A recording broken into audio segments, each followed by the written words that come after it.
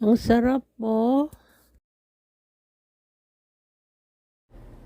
Hello friendship, welcome to my channel. My channel is about sharing ideas, baking, cooking, travel, skincare, and lots more.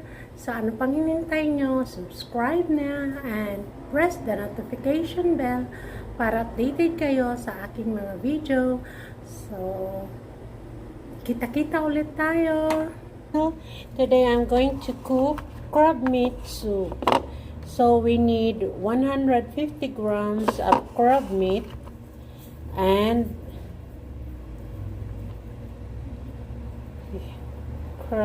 ayan.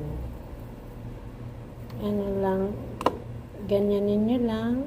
We need some mushroom.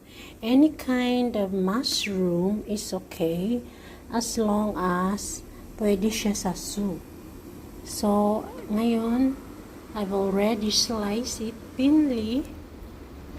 At it depends sa gusto nyo, sa dami na gusto nyo.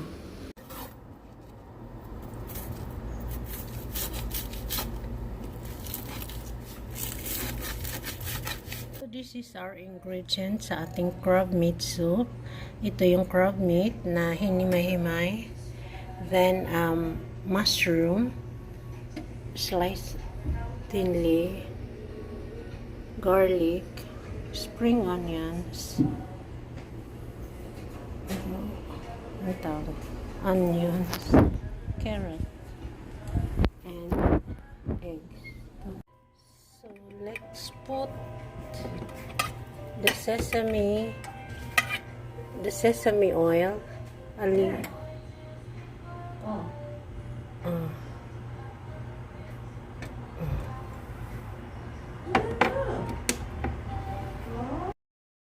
Pag mainit na yung sesame oil, iisa yung bawang at isunod ang ginger.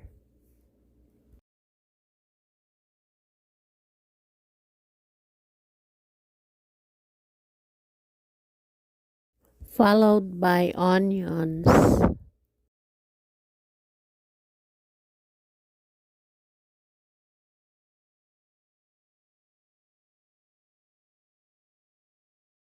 And put the carrots.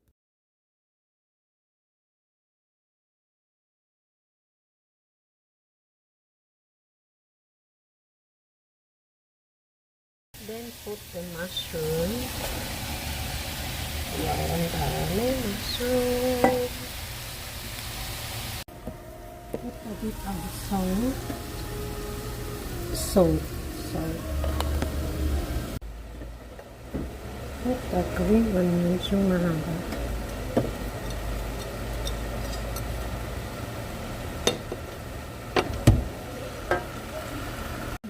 Put the crab meat.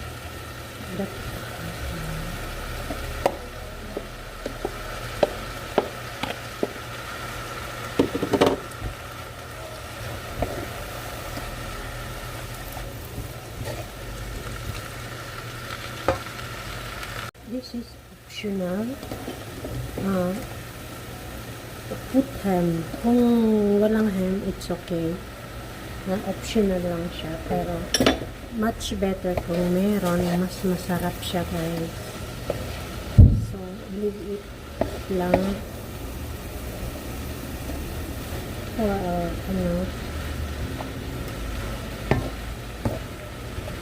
Leave it lang natin muna. At guys, nilagyan ko siya ng magic sarap para sumarap. Actually, chicken soup yun. Wala na kasing time, kaya ito na lang magic sarap. But this is very good, I think. This is very delicious. And just mix together lang. At marami kaming voice today. Now, let's put water, 1 liter of water, or kung marami kayong gulay, mas maraming sabaw, diba? Mas so ayan, 1 liter. Kita kasi nga. Ayan guys, guys, 2 liters ng tubig ang nilagay ko at antabayan na natin kumulo. Lagyan natin siya ng black pepper. Ayan. So, i-beat natin yung eggs. Pag kumulo yung soup, gradually natin ilalagay yung eggs. Okay? Ngayon naman guys, kuha tayo ng dalawang kasi marami yun eh. 2 kutsarang cornstarch.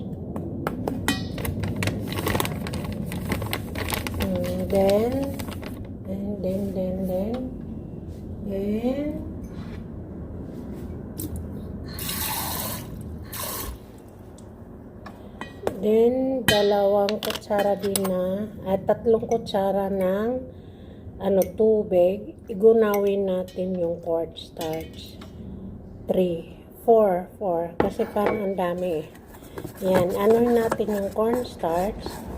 Tunawin dito sa tubig at ilalagay natin sa soup. Masarap ito guys. Malapot kasi Chinese style. Chinese style. Pero yung parang Japanese style na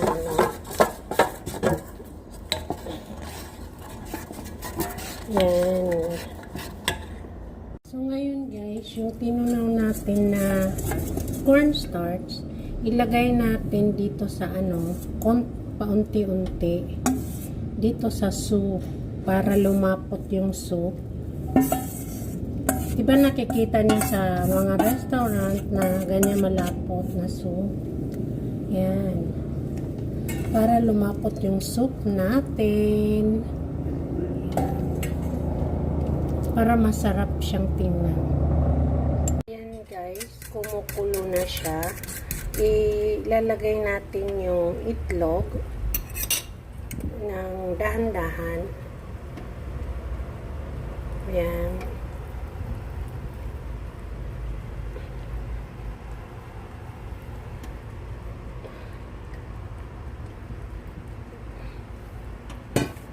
Yan. Parang ang sarap na niyan tingnan guys. Ayan. Then, lastly, ilagay natin ng spring onions yung maliliit para masarap tingnan siya.